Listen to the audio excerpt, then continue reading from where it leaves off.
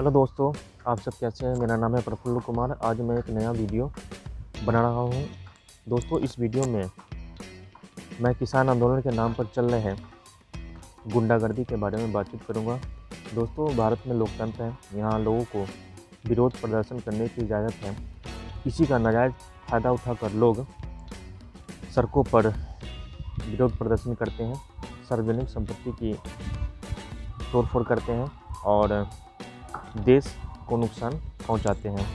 दोस्तों, पिछले कई दिनों से पंजाब के तथाकथित किसान 4-5 महीने का राशन लेकर दिल्ली आ गए हैं और दिल्ली के लोगों का जीना हराम कर रखा है।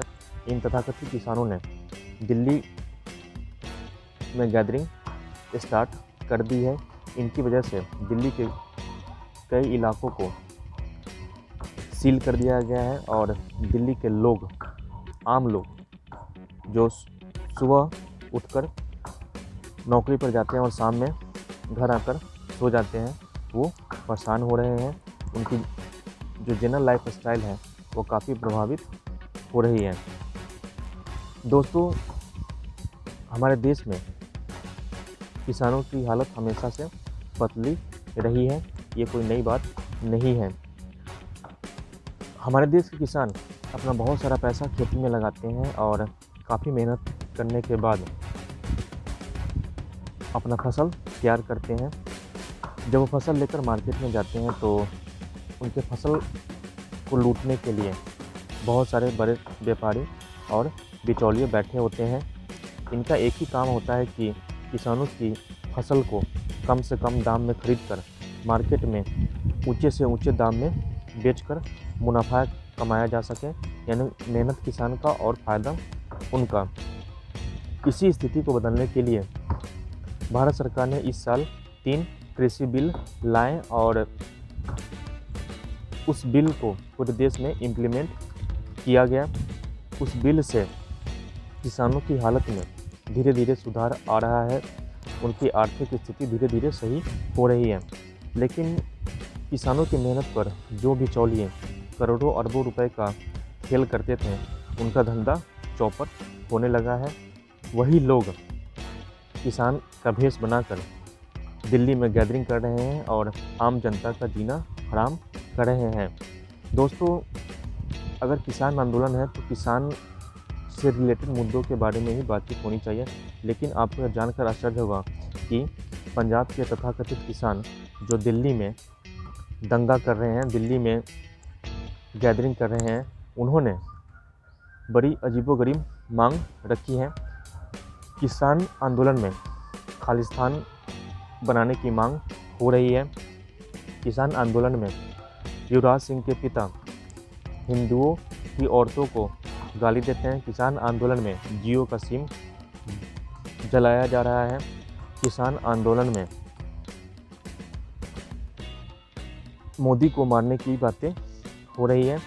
किसान आंदोलन में पिज्ज़ा पार्टी चल रहा है। बड़े बड़े बॉडी बिल्डर आ रहे हैं। लोगों को ब्रांडेड शराब मिल रही है। एक्सरसाइज करने के लिए मशीन लगा हुआ है और बहुत सारी वीआईपी सुविधाएं मिल रही हैं। अगर ये किसान आंदोलन है तो किसान से रिलेटेड ही मुद्दे उठने चाहिए थे, लेकिन अब यह आंदोलन पॉलिटिकल हो गया है।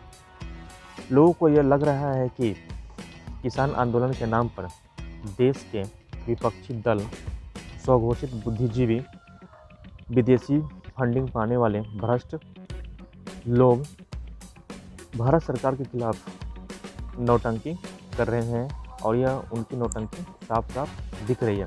भारत सरकार ने पंजाब के इन तथाकथित किसानों को डायलॉग के लिए बुलाया था।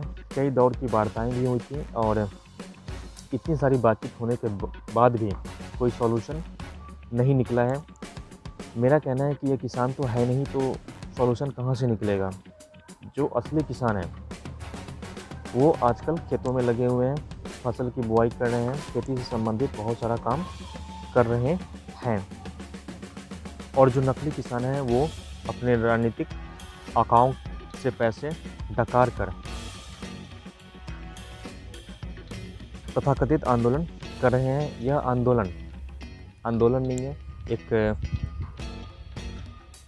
प्रायोजित नाटक है जिसमें बहुत सारा ड्रामा हो रहा है। दोस्तों, जब कोई भी आंदोलन अपने मूल उद्देश्य से भटक जाता है तो देश के आम लोगों की सहानुभूति उन्हें नहीं मिलती है, और यही आजकल किसान आंदोलन के साथ हो रहा है। किसान आंदोलन के नाम पर किसी भी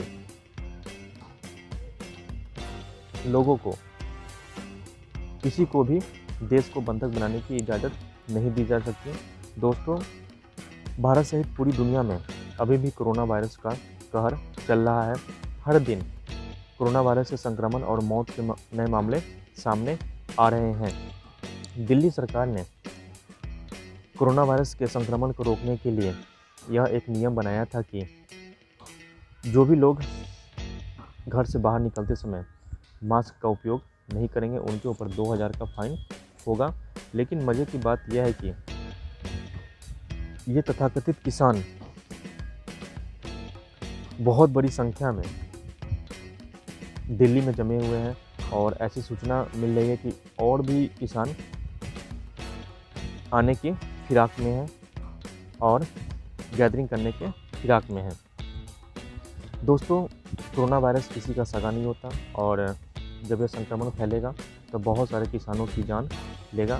किसान ये समझ नहीं रहे हैं और इतने ठंड में अपनी बड़ियारी दिखाने के लिए, अपनी होशियारी दिखाने के लिए दिल्ली में जमे हुए हैं। अगर आप सही मायने में किसान हैं तो आप इस बिल को जाकर पढ़िए।